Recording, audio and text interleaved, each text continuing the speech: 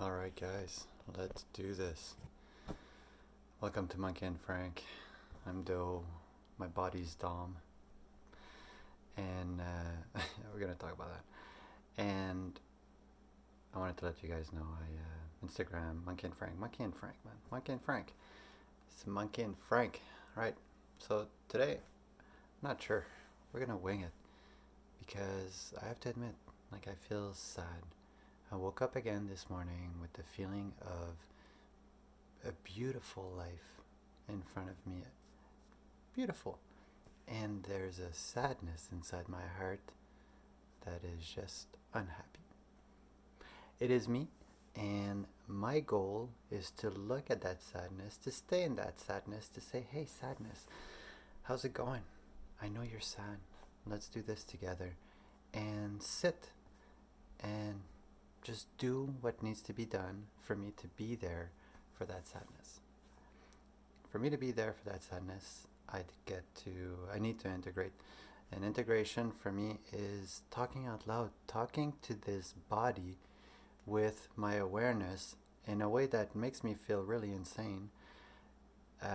Because for me, the body is not my body.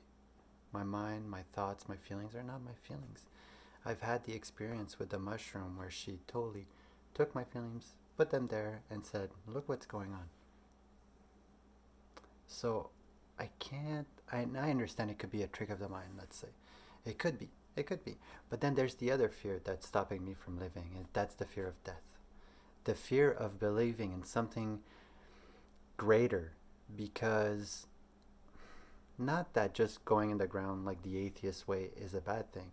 If you're able to be an atheist and you got it down, you got great feelings, you're going forward, you're accumulating abundance, and you're having joy, happiness, and let's say a normal human experience. Let's not exaggerate that everybody's happy all the time, but if you are, man, that's awesome. Like, fucking great. To me, that's almost like a spiritual path. The path of really not giving an F about what's gonna happen after, and just living your life to the maximum of what you can. Freaking awesome. I'm fearful inside my heart.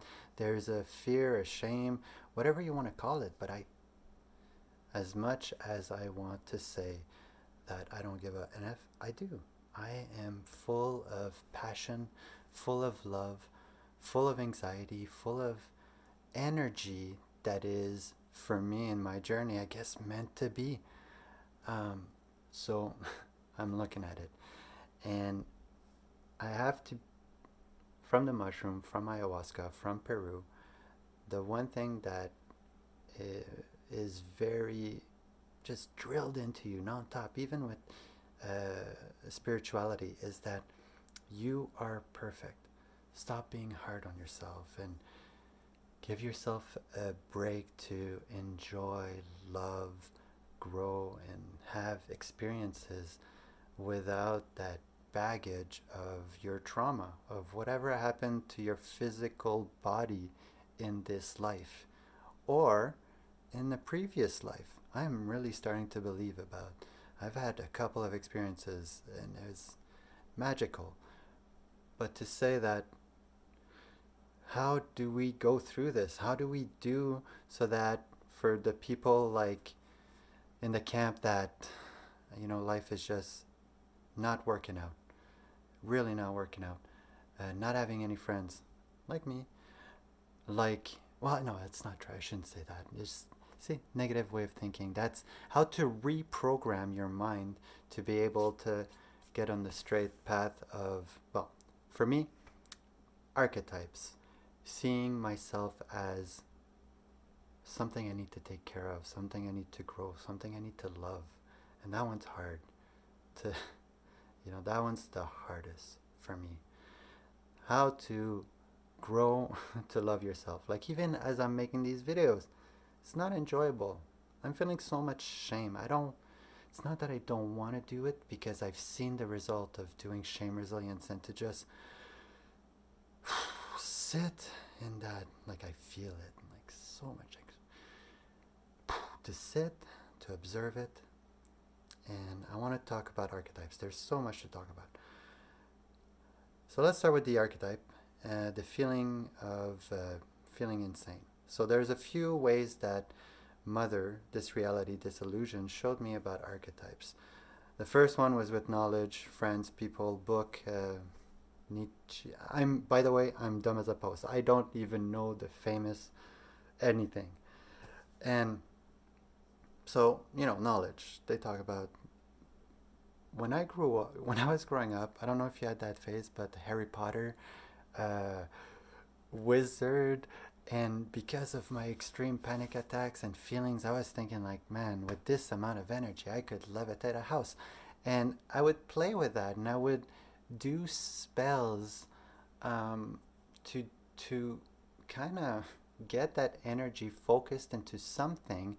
And when I would do that, when I was young, it would feel better. I would feel better. I would feel great to say like and I would do it in my bed. I would do it while driving. I would do it just spells. When I get there, the parking spot is going to be empty. All I have to do is send energy towards it. I was just sending fearful energy. Fearful. That's like my frustration of when I'm driving and let's say I'm a little bit late and now time is on my shoulder and stress is on my shoulder and I need to get there. As I'm thinking, oh, this light is going to be green, I'm going to send energy to it. Back in the day, used to be. Of course, it'd be red, and nothing would work out, and I would get there. It's like, why? And I would blame God or I'd blame the entire world, but not me. And I would get so frustrated. That's one thing I've resolved. I have to admit, I'm very proud of that one. Like when I drive, no, it still catches me actually. Sorry about that. But I'm super way better. Like I don't even look at the light. I don't even look in the future. So, so you got I don't even know archetypes. So I saw it in Peru when I did my Sapo experience, and oh, I was talking about wizard. Uh, so when I was young, I had this wizard archetype. I thought I was a wizard, but it was still me, so I didn't know it was an archetype.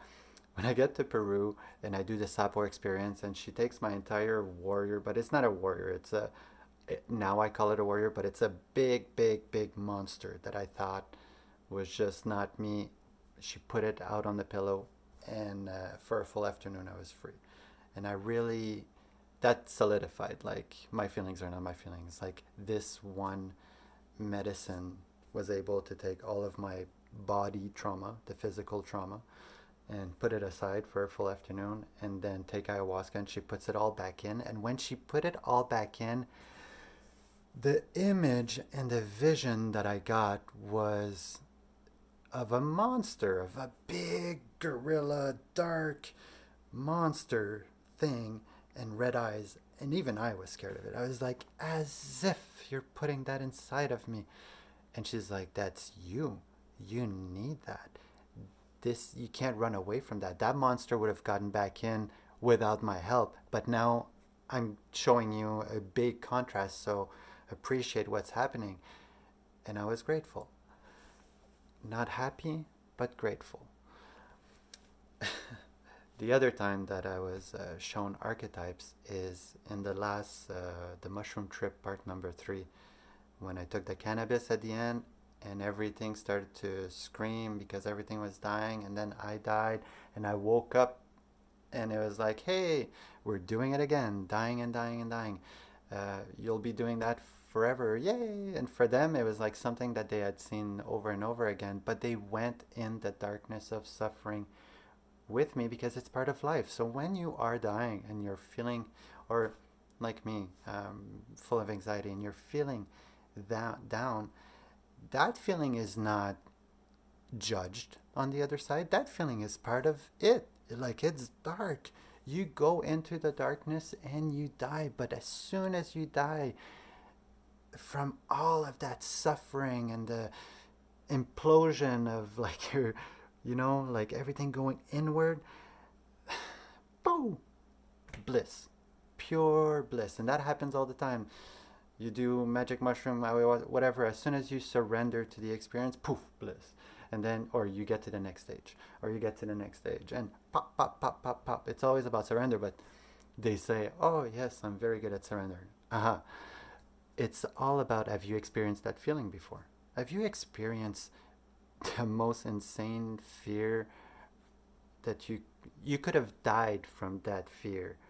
Never mind, just like being in that fear would want you to have death, and then you choose that because never mind that fear, that feeling. And everybody, I'm sure, I know, my theory is that at death you experience that crazy feeling because you start experiencing everything and you die.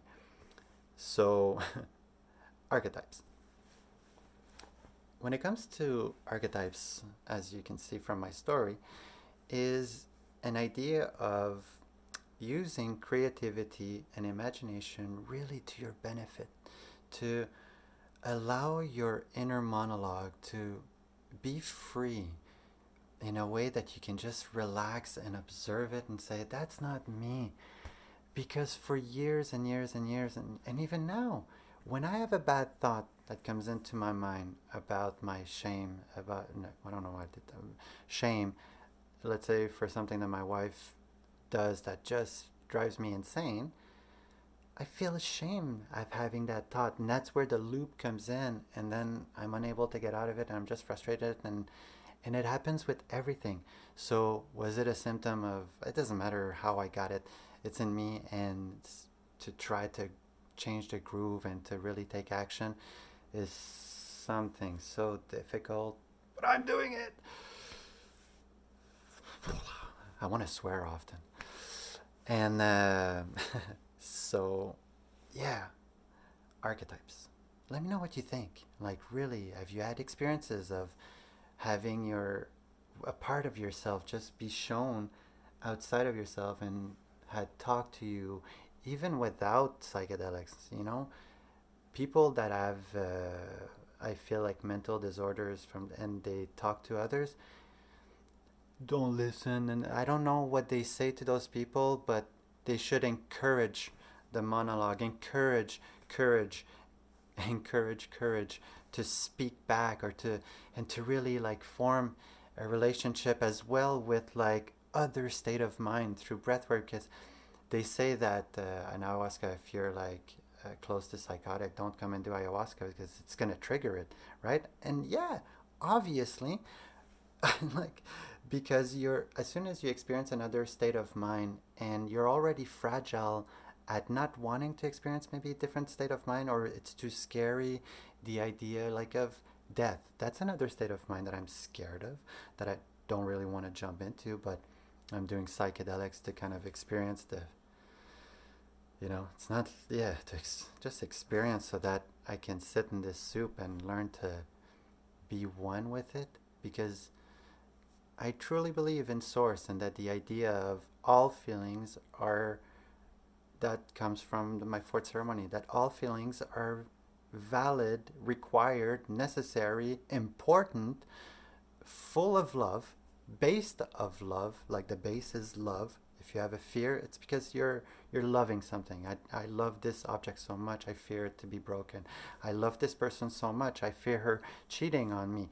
Like, it's all based out of love. I love my family so much, I want to, I would kill you and go to prison. But like, you don't think about that in the moment. It's just feeling who you are all of those feelings. It's just, what will make them come up? What is your journey? What is in your path? What's written to say like you're going to experience? And that's what I believe. What kind of a feeling, like complexity. You're so unique, right?